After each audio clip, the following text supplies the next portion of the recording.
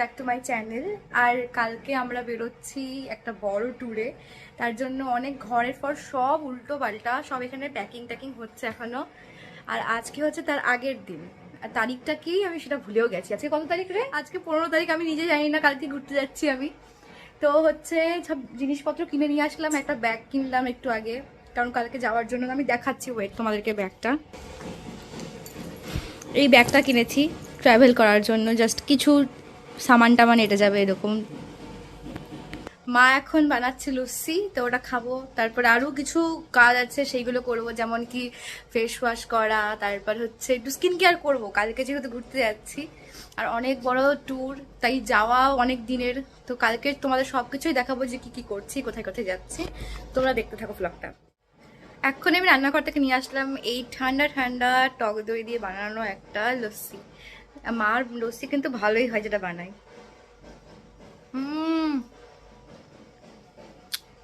আমার এত ভালো লাগে না, মার বানানো লস্যি হেভি হেভি টেস্টি হয়।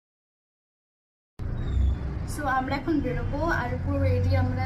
আর এই গাছ নিয়ে না খুব টেনশন আছে, যে গাছে কে জল দেবে। যাকে আমাদের বাড়িতে থাকতে বলেছি সেই দিয়ে দেবে বলেছে। আর প্রচন্ড গরম, এত গরম কেন পড়েছে বুঝতে পারছি না। চলো দেখা যাচ্ছে এখন ট্রেনে কেমন জায়গায় পাই, সিট পাই, দেখি। চলো। সো বেসিক্যালি আমরা সবাই মিলে যাচ্ছি কাশ্মীরে। কাশ্মীর বলাটা ভুল, কারণ আমরা অনেক অনেক জায়গায় যাচ্ছি। যেমন কি আমরা ফার্স্টে যাচ্ছি পাঞ্জাবে একদিন থেকে আমরা দেন চলে যাচ্ছি শ্রীনগরে 3 দিন আমাদের থাকা আছে। দেন যাচ্ছি আমরা মানালি আর সিমলা। তো যেহেতু আমার বাড়ি কৃষ্ণনগর থেকে চলে গিয়েছিলাম ফার্স্টেই শিয়ালদায়। দেন আমরা শিয়ালদা স্টেশন থেকে নেমে ট্যাক্সি নিয়ে চলে গেলাম হাওড়া স্টেশনের দিকে। আর আজকে হাওড়া থেকে আমাদের ট্রেন ছিল রাত 7:30টার পর।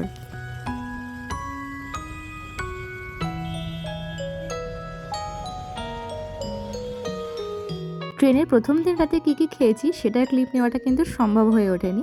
তো পরের দিন সকালবেলায় আমাদেরকে দিয়েছিল একটা ডিম টোস্ট। সকালবেলায় ব্রেকফাস্ট করতে করতে উপভোগ করছিলাম চারিদিকের দৃশ্যটা। তখন ট্রেনটা ঠিক কোথায় ছিল এখন তো আমার মনে পড়ছে না, তবে বেশ ভালো লাগছিল বাইরের পরিবেশটা দেখতে। আর আমার বোন তো উল কাটা সব নিয়ে গেছিলো, যাতে বোরিং টাইমে ও এইভাবে মাফলার বানিয়ে টাইম পাস করতে পারে। আর ফ্যামিলির সাথে কোথাও ট্যুরে গেলে না মা প্রচুর খাবার নিয়ে যায়, তার মধ্যে একটা অন্যতম খাবার হচ্ছে চিড়ে ভাজা। আর সাথে তো খেলাম এখান থেকে চা।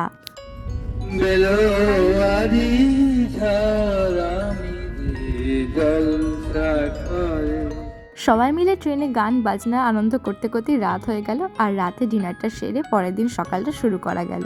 নেক্সট দিন ট্রেন দুপুর নাগাদ কোথাও একটা দাঁড়িয়েছিল, আর বাইরে দেখতে পেলাম এই মহাশয়দেরকে। এরা বাদর না হনুমান সেটা আমার ঠিক জানা নেই। আর এনাদেরকে দেখতে ট্রেনের কিন্তু সকলে জমা হয়ে গিয়েছিল, আর আমরা কিছু খাবারও দিয়েছিলাম যেটা ক্লিপটা নেওয়া হয়নি। ট্রেনের খাবার খেতে কিন্তু আর একদমই ভালো লাগছিল না, তাই ডিনার ফিনার না করে শুধুই আচারটা খেয়ে দিনটা কাটিয়েছিলাম। প্রায় 2 দিনের কাছাকাছি জার্নি করে আমরা পৌঁছে গেলাম অমৃতসরে। আর এখানে গিয়ে যে এতটা ভালো লাগছিল যে ফাইনালি আমরা পৌঁছাতে পেরেছি।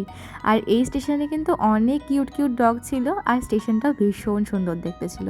আর এইবারের আমাদের ট্যুরিং টিমটা কিন্তু ভীষণ বড় ছিল, 2টো মিনি বাস করা হয়েছিল, মানে কতটা বেশি লোক তোমরা তো বুঝতেই পারছো। আর এই এক্সপিরিয়েন্সটা আমার ফার্স্ট টাইমের। তো স্টেশন থেকে বাসে উঠে অমৃতসর দেখতে দেখতে আমরা চলে গেলাম হোটেলের দিকে।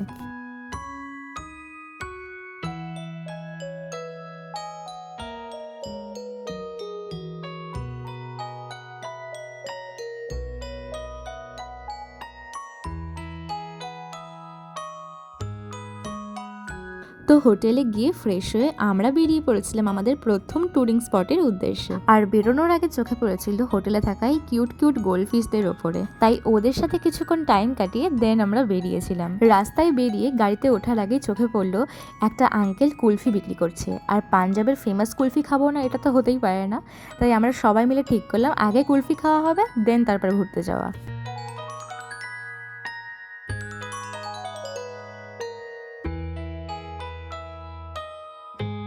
আর সত্যি বলতে আমাদের ওখানকার কুলফির থেকে আমার এই কুলফিটা বেশি টেস্টি লেগেছিল। দেন কুলফি খাওয়া কমপ্লিট করে আমরা চলে গেছিলাম আমাদের গন্তব্যস্থলে, যেটি ছিল ওয়াঘা বর্ডার।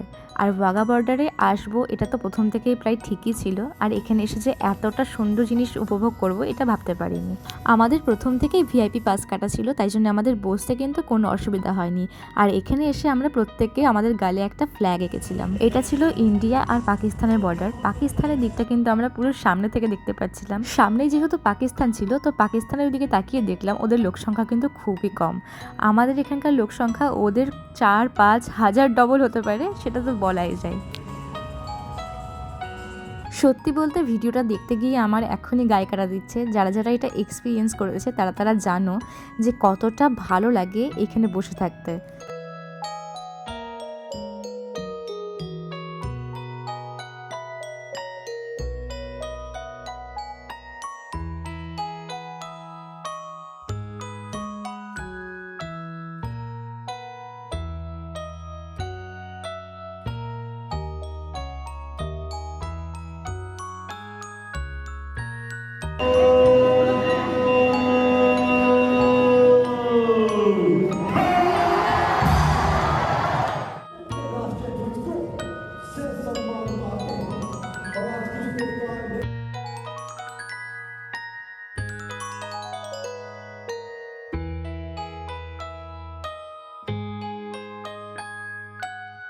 আর এইখানে সবথেকে আমার প্রিয় ছিল এই মোমেন্টটা, যখন পাকিস্তানের সামনে বসে আমরা সবাই মিলে বন্দে মাতরম বলে চিৎকার করেছিলাম।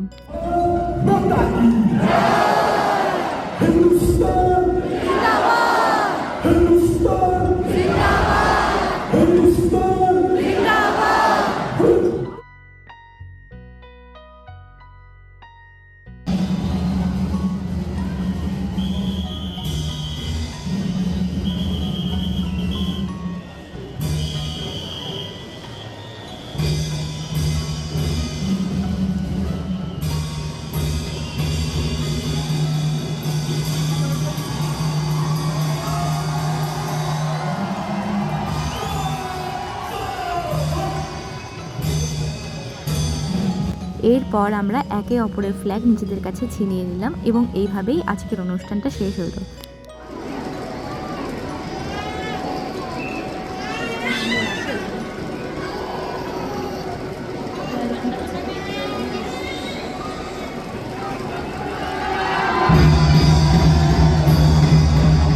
ওয়াঘা বর্ডারেই ছিল এই মিউজিয়ামটা, আর এই মিউজিয়ামটার ভেতরে অনেকক্ষণ আমরা কাটিয়েছিলাম।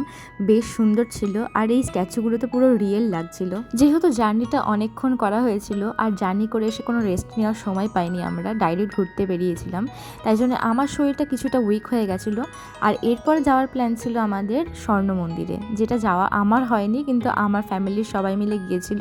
আর এই ভিডিওগুলো আমার বোনের করে দেওয়া। স্বর্ণ মন্দিরে যেদিনকের ভিডিও তোমরা দেখছো এখন, সেদিন কিন্তু প্রচণ্ড ভিড় ছিল মন্দিরে, কারণ পাঞ্জাবিদের কোনো একটা বড় ওকেশন সেদিনকে ছিল। ভিডিওটা শেষের দিকে কিন্তু তোমরা দেখতেই পাবে যে কতটা ভিড় ছিল সেদিন মন্দিরে। তাই কোনোভাবে আমার বোন ভিডিওটা করতে পেরেছে, আর থ্যাংক ইউ ওকে, কারণ ভিডিওটা না করলে তো আমিও দেখতে পারতাম না।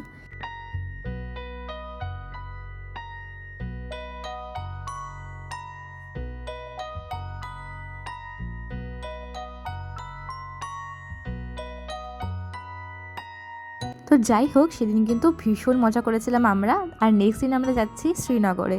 আর শ্রীনগরের ভিডিও কিন্তু দেখতে হলে অবশ্যই সাবস্ক্রাইব করতে হবে। অ্যান্ড নেক্সট দিন আমরা ডাল লেকে গিয়ে কী কী করেছি সেটা কিন্তু নেক্সট ভিডিওতে আসছে।